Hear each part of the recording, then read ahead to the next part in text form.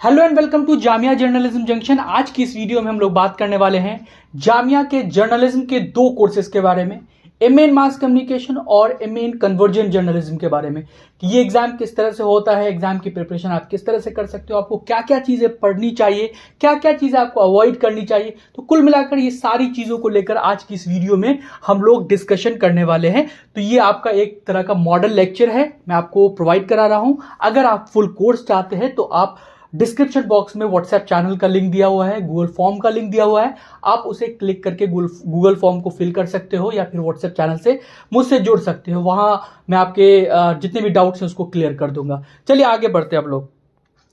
तो अब बात कर लेते हैं हम लोग एग्जाम पैटर्न के बारे में कि एग्जाम पैटर्न आपका किस तरह से होने वाला है। तो इस साइड में आपको दिख रहा होगा एमए इन मास कम्युनिकेशन और इस साइड में आपको एमए इन कन्वर्जेंट जर्नलिज्म के बारे में आपको सारी चीजें दिख रही होंगी।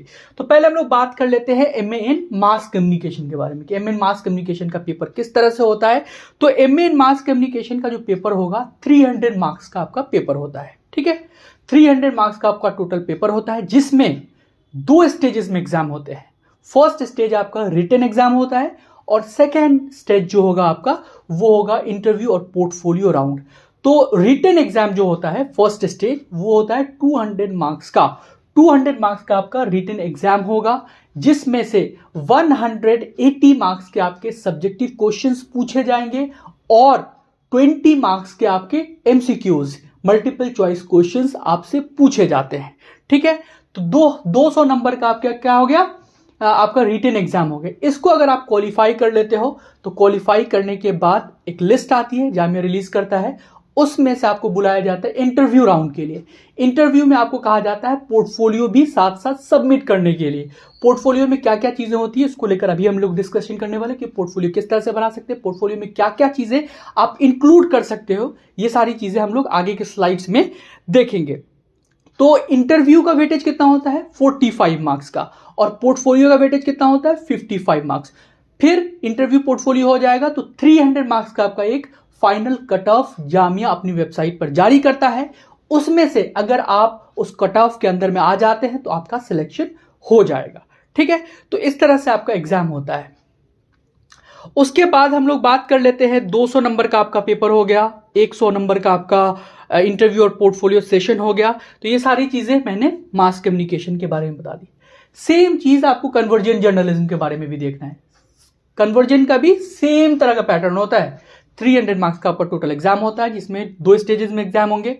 200 मार्क्स का पहला आपका स्टेज 1 होगा जिसमें 180 मार्क्स के आपके सब्जेक्टिव क्वेश्चंस पूछे जाते हैं, 20 मार्क्स के आपके एमसीक्यूज क्वेश्चन पूछे जाते हैं।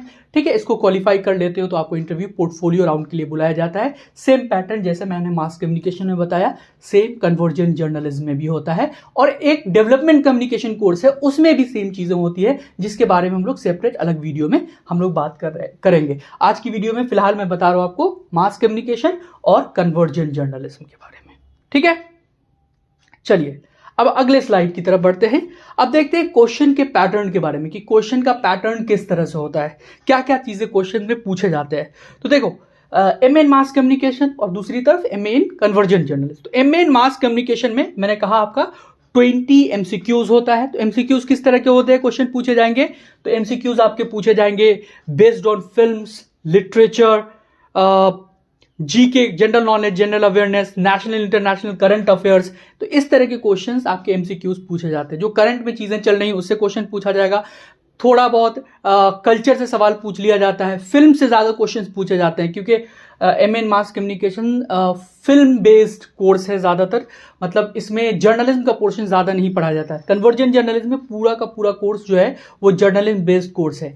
इस वाले में एमए इन मास कम्युनिकेशन में ये फिल्म मेकिंग पर ज्यादा फोकस किया जाता है इस कोर्स में। ठीक है, अब हम लोग बात कर लेते हैं 180 मार्क्स का जो आपका सब्जेक्टिव क्वेश्चन होता है उसमें क्या क्या चीजें आपकी क्या क्या चीजें आपसे पूछते हैं वहां पर।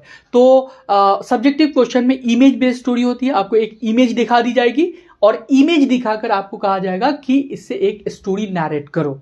ठीक है, जैसे फॉर एग्जांपल मैं अभी आपको स्क्रीन पर आपके स्क्रीन पर एक इमेज चल रही होगी तो उस इमेज को देखकर आपको स्टोरी आपको लिखनी है। तो इस तरह से आपसे सवाल पूछा जाता है। सिमिलरली एक और क्वेश्चन आता है सिचुएशन बेस्ड स्टोरी। तो सिचुएशन बेस्ड स्टोरी में क्या है कि आपको एक सिचुएशन दे दिया जाएगा, फॉर एग्जाम्पल कि कुछ भी आप अज्यूम कर लो, जैसे कि आप सपना देख रहे हो और सपने में आपके साथ कुछ हाइपोथेटिकल कोई चीज़ हो रहा है, जैसे फॉर एग्जाम्पल ग्रेविटी ख़त्म हो गई है ना, कि सारी चीज़ें हवा में उड़ रही हैं, तो ये एक हाइपोथेटिकल सिचुएशन है। तो इस तरह के सिचुएशन आपको दे दिए जाएंगे और उससे आपको एक स्टोरी नरेट करनी है, तो ये आपका इस तरह से पूछा जाता है।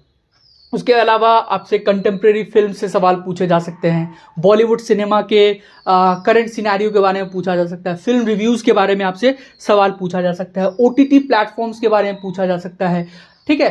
तो ये सारी चीज़ें आपसे पूछा जाएगा, ठीक है। इसके अलावा करंट इश्यूज जितने भी चल रहे हैं उससे भी क्वेश्चंस आपके पूछे जाते हैं, जैसे कोई भी करंट में चीज़ें चल रही है, जैसे अभी दिल्ली इलेक्शन चल रहा है तो उससे भी सवाल पूछा जा सकता है, ठीक है। तो पॉलिटिकल चीज़ें भी आपसे पूछी जा सकती हैं, सोशल चीज़ें भी आपसे पूछी जा सकती हैं, फिल्म से रिलेटेड आपसे सवाल पूछे जा सकते हैं। तो MA मास कम्युनिकेशन में इस तरह के क्वेश्चंस आपके पूछे जाते हैं। अब बात कर लेते हैं MA कन्वर्जेंट जर्नलिज्म के बारे में। तो MA कन्वर्जेंट जर्नलिज्म, चूंकि ये कोर्स पूरा का पूरा जर्नलिज्म बेस्ड कोर्स है और इस कोर्स में आपको बहुत सारी चीज़ें पढ़ाई जाती हैं, जैसे प्रिंट मीडिया आपको पढ़ाया जाएगा, डिजिटल मीडिया आपको पढ़ाया जाएगा, डॉक्यूमेंट्री फिल्म मेकिंग आपको पढ़ाई जाएगी। तो बहुत सारी चीज़ें आपको पढ़ाई जाती हैं और रेडियो आपको पढ़ाया जाएगा, रेडियो जर्नलिज्म। तो इस वाले कोर्स में हम लोग देखते हैं कि किस तरह के क्वेश्चंस पूछे जाते हैं आपके रिटन एग्जाम में।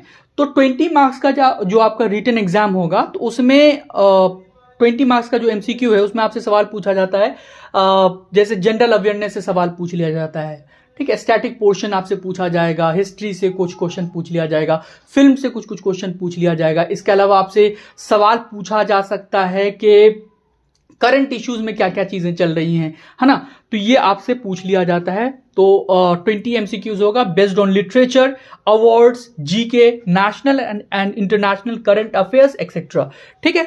तो ये MCQs का पोर्शन आपका इस तरह से पूछा जाता है। उसके बाद कन्वर्जेंट जर्नलिज्म में हम लोग सब्जेक्टिव पोर्शन की बात कर ले तो 180 मार्क्स का जो आपका सब्जेक्टिव पोर्शन होता है उसमें सवाल पूछा जाता है न्यूज राइटिंग से, है ना। आपको एक प्रेस रिलीज दे दी जाएगी, प्रेस रिलीज से आपको न्यूज राइटिंग करनी होती है। न्यूज राइटिंग करने का एक पैटर्न होता है, तरीका होता है ना। तो उस पैटर्न पर आपको आंसर राइटिंग करनी होती है। ये सब किस तरह से आप लिख सकते हो, क्या कर सकते हो, ये सब जानने के लिए आप हमारा कोर्स ज्वाइन कर सकते हो। व्हाट्सएप नंबर आपको आपकी स्क्रीन पर दिख रहा होगा या फिर डिस्क्रिप्शन बॉक्स में आपको लिंक मिल जाएगा, गूगल लिंक मिल जाएगा, साथ साथ आपको हमारे व्हाट्सएप चैनल का लिंक मिल जाएगा, उससे भी आप मुझसे कॉन्टैक्ट कर सकते हो, ठीक है। तो ये पूरा का पूरा हमारा जितनी चीज़ें मैं बता रहा हूँ सब की सब सारी चीज़ों को हम लोग क्या करेंगे कोर्स में कवर करने वाले हैं। और ये कोर्स 1 फरवरी से लॉन्च हो रहा है और ये सारे के सारे कोर्सेज रिकॉर्डेड हैं, आप कभी भी देख सकते हो। अगर आप 1 मार्च को, 5 मार्च को, 10 मार्च को, 20 मार्च को अगर ये वीडियो को देख रहे हो तब भी आपको डरने की ज़रूरत नहीं है। सारी की सारी चीज़ें रिकॉर्डेड हैं, आपको PDF नोट्स दे दिया जा रहा है। इसके अलावा आपके डाउट सेशन अरेंज किए जा रहे हैं, तो आपको कोई प्रॉब्लम का सामना नहीं करना पड़ेगा।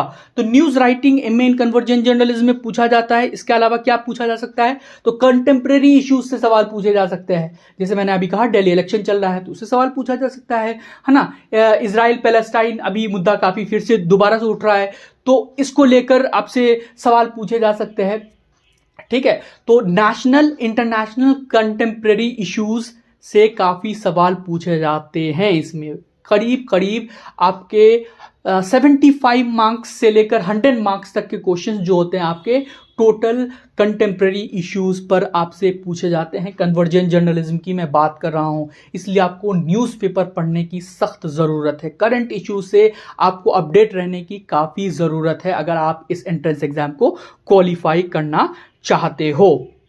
इसके अलावा इसमें सवाल पूछा जा सकता है, मीडिया से रिलेटेड क्वेश्चन पूछे जा सकते हैं कि जैसे सिटीजन जर्नलिज्म क्या होता है, मीडिया के इंडिपेंडेंट पर या फिर जो स्वतंत्र पत्रकारिता जिसको बोलते हैं इंडिपेंडेंट जर्नलिज्म, वो इंडिया में किस तरह से फैल रहा है, किस तरह से बढ़ रहा है कि लोग यूट्यूब का सहारा ले रहे हैं, डिजिटल प्लेटफॉर्म्स का सहारा ले रहे हैं जर्नलिज्म करने के लिए। मेन स्ट्रीम मीडिया की क्या हालत है उस पर आपसे सवाल पूछा जा सकता है, ठीक है।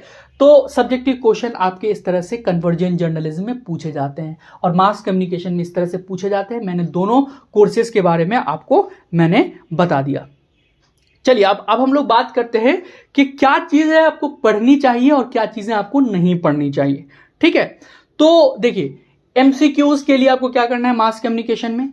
तो जब मैं मेरा जो कोर्स है, कोर्स में मैं आपको क्या करूंगा, आपको डेली 10 एमसीक्यूज देता रहूंगा।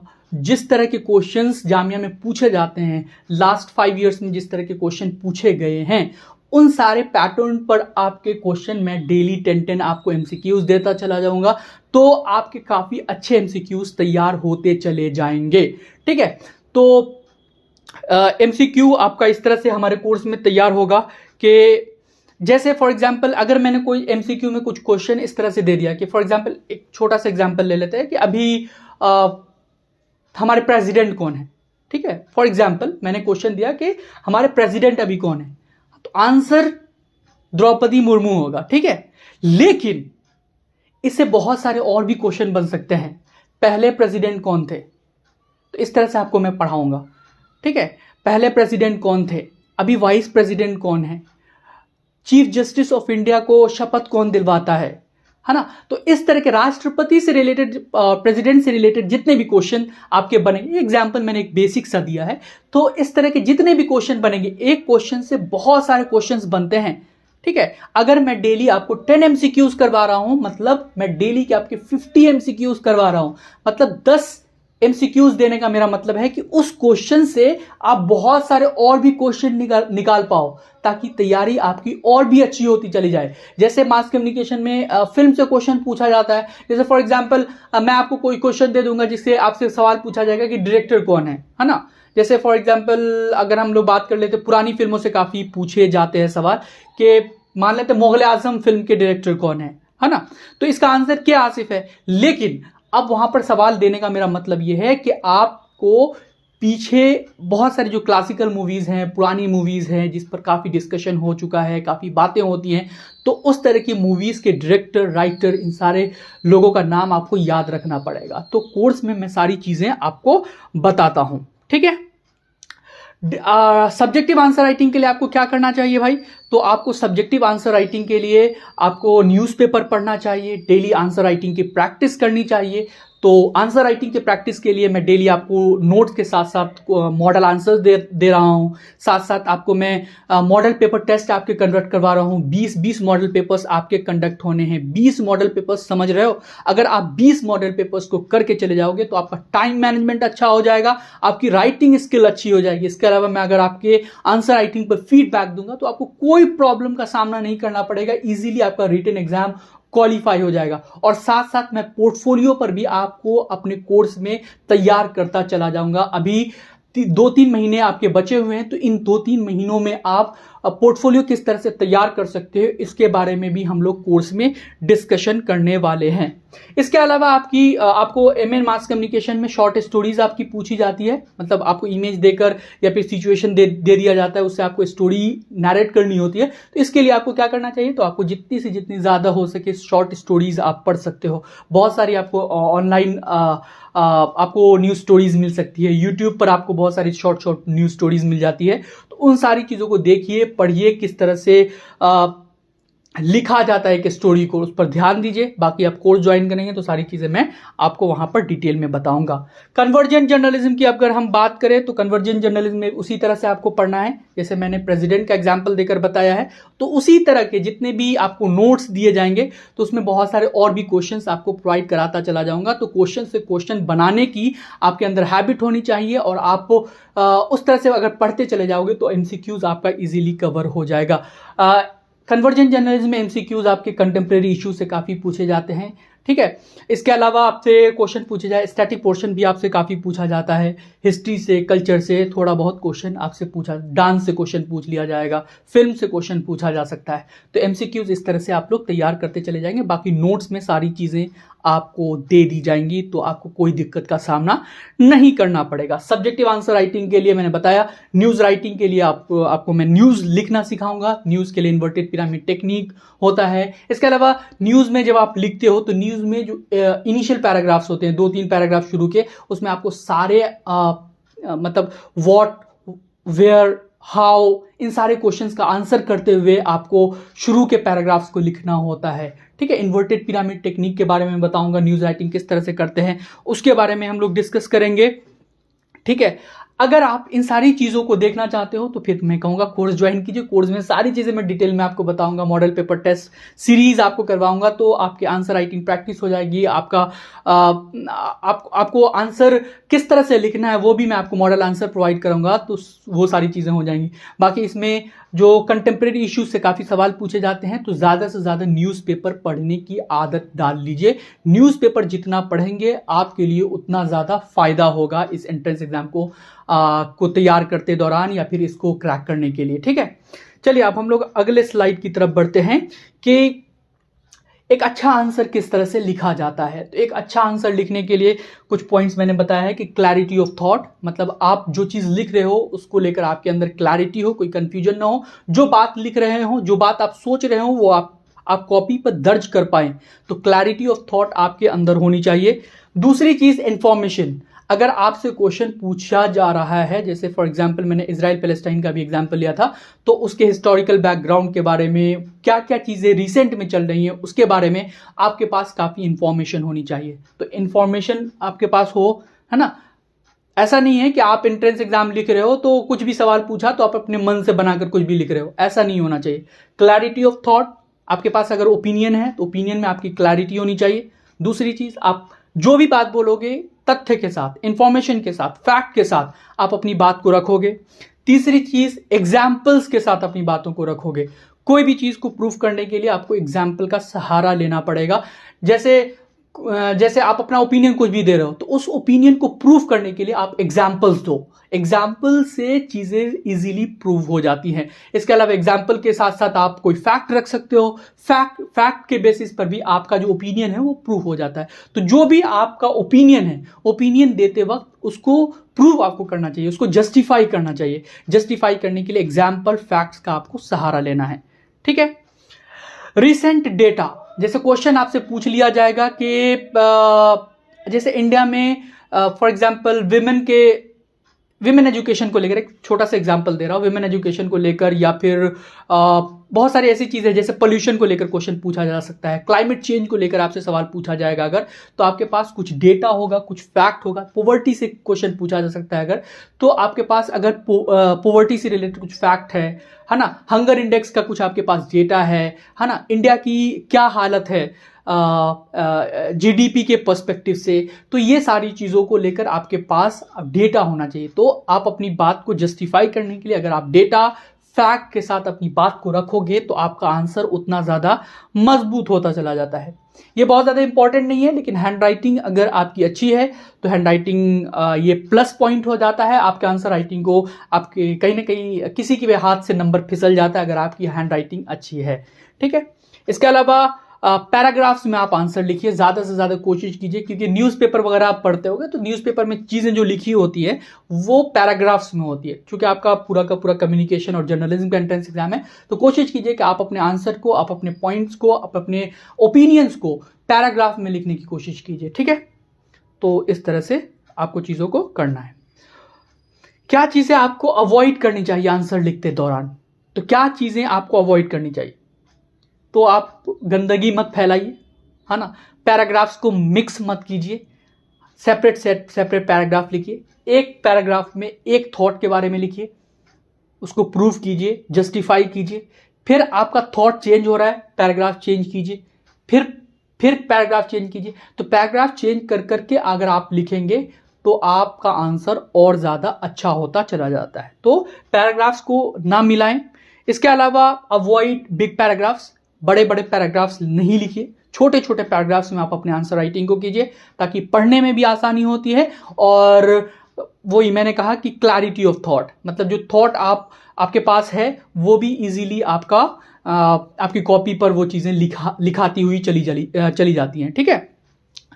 अवॉइड कटिंग्स को आपको अवॉइड करना है। अगर आपको पॉइंट वाइज आंसर लिखना है तो उसको भी अवॉइड करिए। कहीं कहीं पर आप पॉइंट्स यूज कर सकते हो, जैसे पैराग्राफ्स लिखने के बाद आप कुछ बीच बीच में पॉइंट्स बना सकते हो, वो अलग बात है। लेकिन पूरा का पूरा आंसर सिर्फ पॉइंट्स में अगर आप लिखने चले जाओगे तो ये एक अच्छा तरीका नहीं है। खासतौर पे मैं जर्नलिज्म की बात कर रहा हूँ, जर्नलिज्म या फिर मास कम्युनिकेशन का बात कर रहा हूँ, तो ये चीज़ें ठीक नहीं हैं, तो अवॉइड पॉइंट वाइज राइटिंग, ठीक है।